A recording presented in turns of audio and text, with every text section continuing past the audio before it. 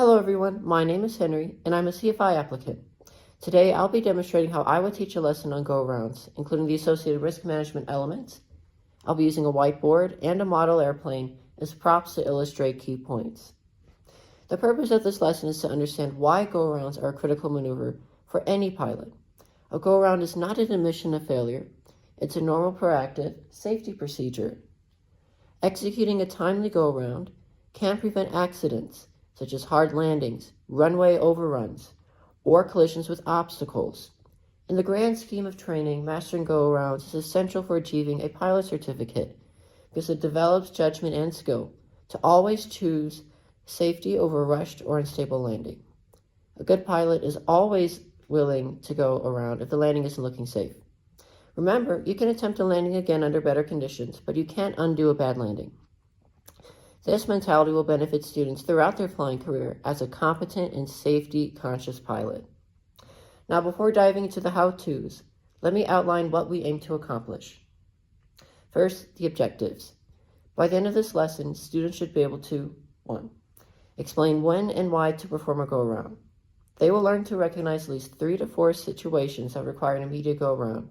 For example, unstable approach and runway hazard, and articulate why a go-around is the safest choice in those scenarios. 2. Describe and perform the proper go-around procedure in our Cessna. This includes the correct sequence of actions, covering power, pitch, flaps, and etc., as well as how to manage the aircraft's tendencies during a go-around. We'll also cover the risk management aspects, for example, controlling stress and avoiding the urge to salvage a bad landing. Next, completion standards. We'll know the students have met the goals when 1. They can list the key go-around criteria and explain the procedure without prompting. For instance, tell me the go-around steps from memory and the reasons behind each step. They should be able to cite relevant guidelines like those from the FAA or our standardization manual that back up these actions. 2. During practice, students initiate a go-around promptly anytime a landing becomes unsafe.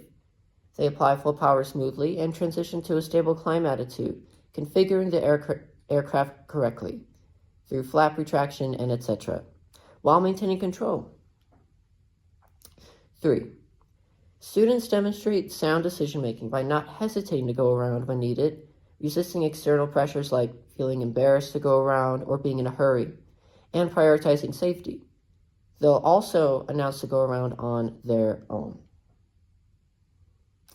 Next, let's dive into the key elements of go-arounds. If the approach isn't stabilized by a certain point, for example, by 100 feet above ground on final, they should abandon the landing.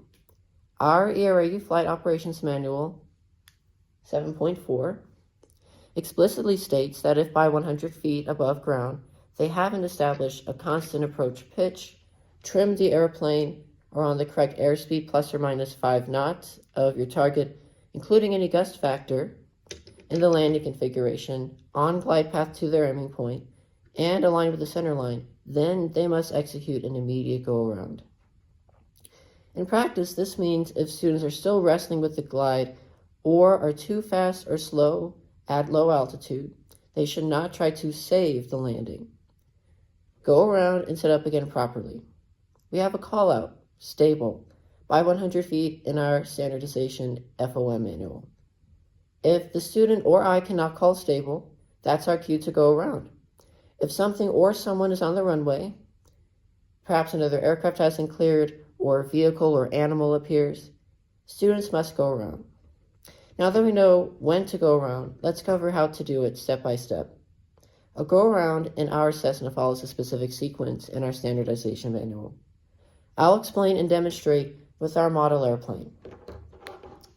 First, students will apply takeoff power and pitch to arrest the descent. Next, they will retract the flaps to 20 degrees. Then, they will adjust pitch to accelerate to 60 knots, maintaining altitude if necessary. Above 60 knots, they will establish a VY or VX pitch attitude depending on whether obstructions are present. Above 60 knots, they will retract the flaps to 10 degrees. Then they will set the VY pitch attitude once clear of obstacles, if the VX attitude was previously set. At the VX pitch attitude at or above 60 knots with a positive rate of climb, they will retract the flaps one more time to 0 degrees. They will use appropriate collision avoidance techniques throughout the entire procedure, and they will radio their intentions only when appropriate and the aircraft is under control. This lesson isn't complete without talking about risk management and common errors related to go-arounds. Let's break down a few risk factors and pitfalls. Timely decision, avoiding delaying. Perhaps the biggest risk is hesitation, or deciding too late. As we discussed, landing expectancy or external pressures like, I really want to land now, I'm low on fuel, running late, can tempt a pilot to continue an unstable approach. This delay can be dangerous. If students initiate a go-around too low, or after the aircraft is out of shape, they have less margin for error. Improper power application.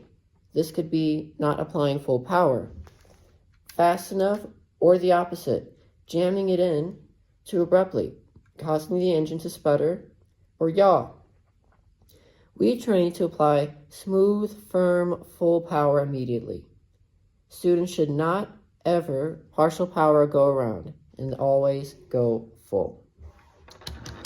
Next, forgetting to retract flaps in a timely manner or retracting them too soon or all at once can be problematic. For example, leaving full flaps in will severely hurt our students' climb performance, but raising them too fast can make them sink.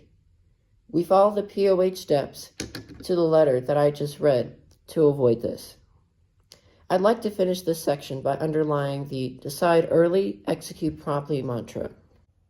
Thank you.